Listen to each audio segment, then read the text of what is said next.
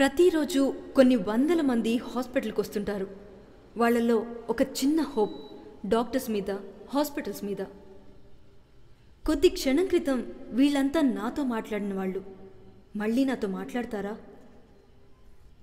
చిన్న పిల్లలు జబ్బుతో బాధపడుతున్నారు, మొయ్యలేని భారాన్ని మోస్తున్నారు. కొంతమందికైతే వాళ్ళకి ఏ జబ్బుతో బాధపడుతున్నారో కూడా తెలియని పరిస్థితి. వీళ్ళంతా నాతో అన్న మాటలు, డాక్టర్ నాకు ఇంకా ఎన్ని రోజులు టైం ఉంది? డాక్టర్ తను బతుకుతుంది కదా? డాక్టర్ నాకు ఇంకా బతకాలనుంది. టైంకి డాక్టర్లు అందుబాటులో లేక చనిపోయిన వాళ్ళు వీళ్ళంతా. డ్రీమ్స్, రిలేషన్స్ కళ్ళ ముందు కోల్పోవడం చూశాను. ఈ ఒక్క హాస్పిటల్లోనే ఇలా ఉంటే మిగతా వాటి పరిస్థితి ఏంటి?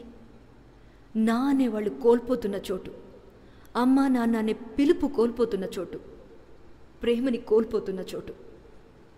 అదే చోట ఒక డాక్టర్గా ఇన్నాళ్ళు మేము ఏదో చేసి మనుషుల ప్రాణాల్ని కాపాడామనుకున్నాం. కానీ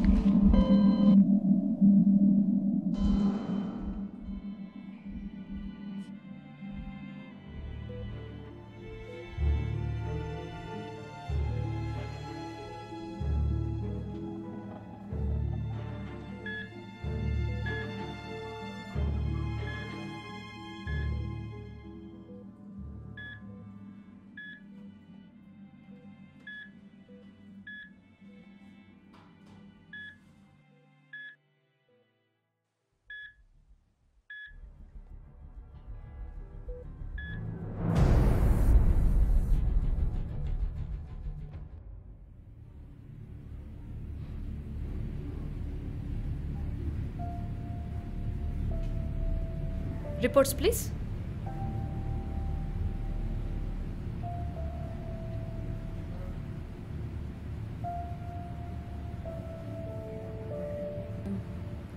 మీరు రిసెప్షన్కి వెళ్ళి ఫార్మాలిటీస్ అన్ని పూర్తి చేయండి. అలాగే ఇది చాలా క్రిటికల్ ఆపరేషన్ కాబట్టి you have to sign the declaration even. And yeah, where are the old reports?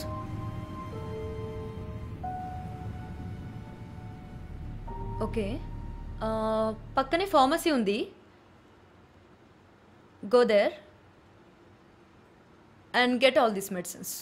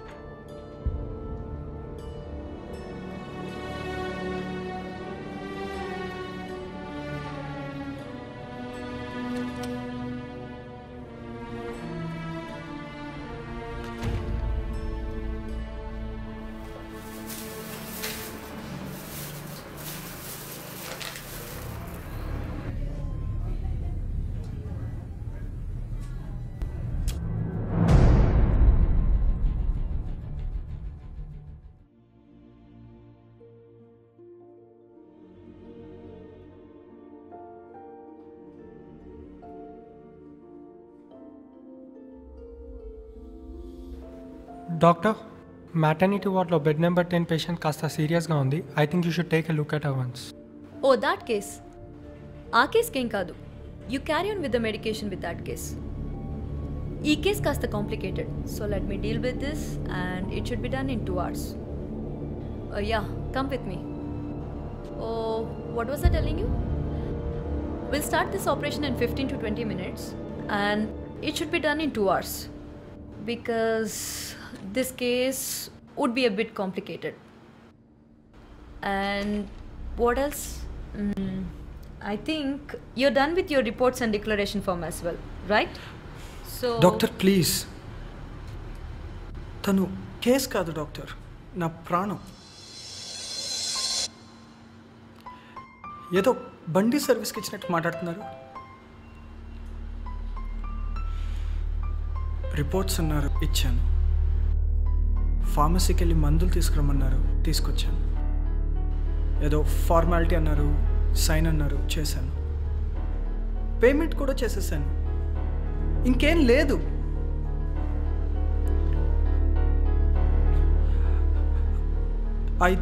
ఐదు సంవత్సరాల నుంచి తిరుగుతున్నాను డాక్టర్. 2 గంటల్లో అయిపోతుంది అంటున్నారు. మీ వెనకాల అంతా హడావిడి జరుగుతుంది. ఆడుకోవట్లేదు కదా. ఇదంతా కాదు doctor. Just tell me one thing straight. తను చస్తుందా బతుకుతుందా? You want me to answer straight? అసలు తన పరిస్థితి ఏంటో తెలుసా మీకు? She's going into heart failure. తను రాత్రిపూట ఊపిరి పీల్చుకోవడం కష్టం అవుతుంది. హార్ట్ వాల్వ్ థిక్ అవడం వల్ల బ్లడ్ సర్క్యులేషన్ ఆగిపోతుంది. ఈ పరిస్థితుల్లో వాల్వ్ రీప్లేస్ చేయాలి. And you know what? జబ్బు వచ్చిన 100 మందిలో ఓన్లీ 20% బతికే ఛాన్సెస్ ఉంటాయి. 20 universities, major hospitals, all major drug companies are trying to reduce this complication. ఇదిగో ఇవన్నీ కాంప్లికేటెడ్ కేసెసే కాదు, ప్రాణాలే. కాంప్లికేషన్ మీద కాంప్లికేషన్ ఇంత కాంప్లికేట్ చేసుకొని సింపుల్గా సేవ్ ద లైఫ్ అంటారు. మొదట్లో బాధ అనిపించింది, తర్వాత అనిపించింది ఇలా బాధపడితే మిగతా ఆపరేషన్స్ చేయలేమని. ఎన్నో అబద్ధాలు విన్నాను, నవ్వడం మర్చిపోయాను. ఆఖరికి కన్నీళ్ళు కూడా రావట్లేదు. మీలాంటి వాళ్ళ వల్లే ఏదో వస్తున్నాను, నా పని నేను చేసుకుంటున్నాను, వెళ్తున్నాను అనే ఫీలింగ్ వచ్చింది. ఇప్పటిదాకా చాలా ఆపరేషన్స్ చేశాను, కొన్ని కాంప్లికేటెడే, కానీ కొన్ని మాత్రలు వేసుకుంటే తగ్గిపోయేదాన్ని జస్ట్ మీ కేర్లెస్ వల్ల ప్రాణాల మీదకి తెచ్చుకుంటారు.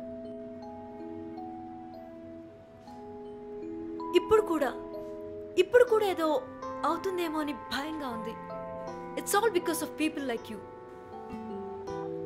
ముందే కేర్ తీసుకుని ఉంటే ఈ పరిస్థితి వచ్చేది కాదు. అసలు ఈ జబ్బేంటో కూడా మీకు తెలీదు. It's rheumatic heart disease. రాత్రుల పూట ఊపిరి పీల్చుకోవడం కష్టం అయిపోతుంది. దాన్నే పెరాక్సినల్ నాక్టర్నల్ డిస్నియా అంటారు. హార్ట్ వాల్వ్ థిక్ అవడం వల్ల బ్లడ్ సర్క్యులేషన్ ఆగిపోతుంది. Due to which she is suffering from mitral valve stenosis. గత 5 సంవత్సరాల నుంచి రోజు పొద్దున్న, మధ్యాహ్నం, రాత్రి మాత్రలే. 3 వారాలకు ఒకసారి హాస్పిటల్కి రావాలి పెన్సిలిన్ కోసం. ఒక్కరోజు కూడా తన డోస్ తను మిస్ కాలేదు. Beta blocker, calcium channel blocker, aspirin, steroids, antibiotics. ఈ 5 సంవత్సరాల్లో తను తిండి కన్నా మాత్రలు ఎక్కుతుంది.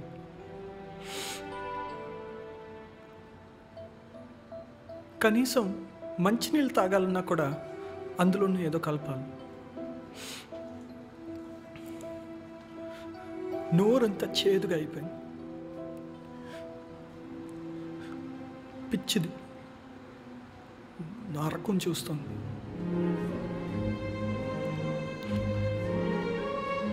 ఇదంతా ఎందుకు? ఈ పరిస్థితి రాకుండా ఉండడం కోసమే కదా.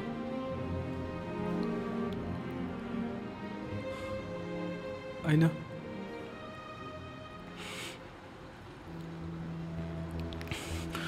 డాక్టర్ ఒక 2 నిమిషాలు మన ఊపిరి పీల్చుకోకుండా ఉంటే పైనుంచి కింద దాకా ప్రాణం విలవిలా కొట్టుకుంటుంది. అట్లాంటిది తనకి రోజు అదే పరిస్థితి. అయినా నేనెక్కడ బాధపడతానోనని తన ముఖంలో నవ్వు తప్ప ఎప్పుడు బాధను చూపించా.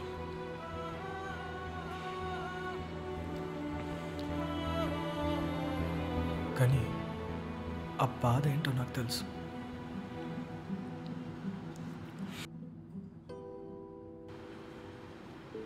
నాకేమవుతుందిరా, నన్ను ఇంత ప్రాణంగా చూసుకునే నువ్వు ఉండగా అని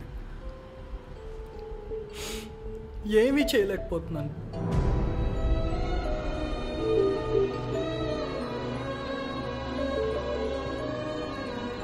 ఐదు సంవత్సరాల నుంచి దానికి ఇదే పరిస్థితి. పోరాడుతూనే ఉంది. దానికి నేను తప్ప ఇంకెవరు లేరు. కానీ ఆ ఇంకొన్ని రోజుల్లో ఇలా అవుతుందని తెలుసుకోలేకపోయాను డాక్టర్.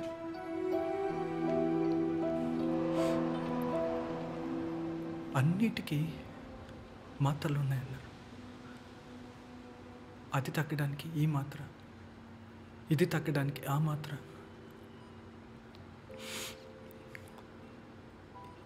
ఈ నొప్పి తగ్గడానికి మాత్రం లేవన్నారు అక్కడ.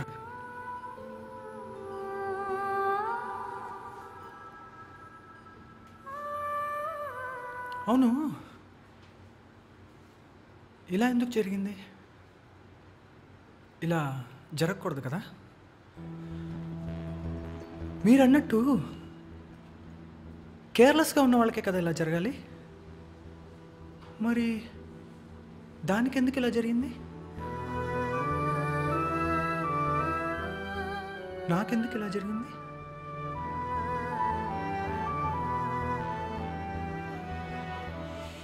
ఒక్క విషయం డాక్టర్, దానికి తెలీదు. అది చేస్తే అదొక్కడితే చావదు.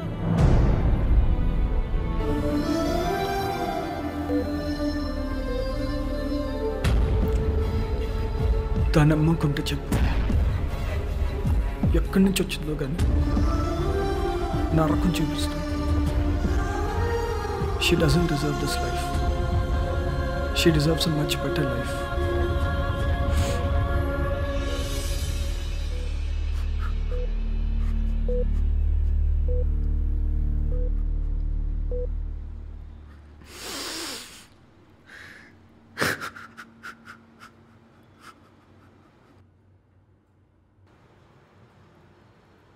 ఆ రోజు ఒక ప్రాణాన్ని కాపాడమనిపించింది.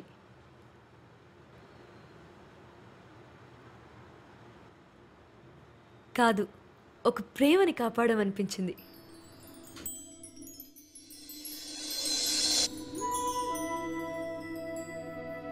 మొదటిసారిగా తెలిసింది ఒక ప్రేమ కూడా మనిషి ప్రాణాన్ని కాపాడుతుందని.